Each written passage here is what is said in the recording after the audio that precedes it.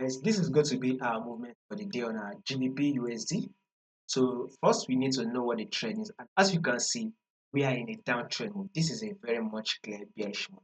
But for those of you that are yet to subscribe to the channel, if you are new and have not yet subscribed, guys, make sure you do also click on the subscribe button, like, share, make your comments, and also make sure you follow the Telegram.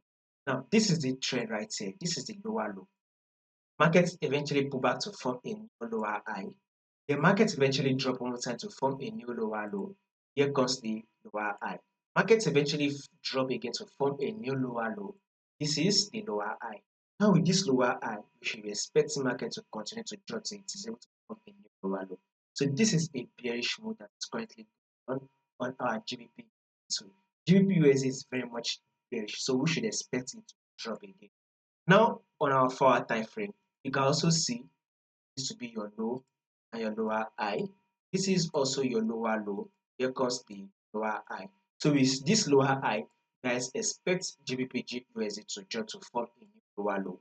More updates on this will be covered for you guys. So make sure you subscribe in order for not to miss out on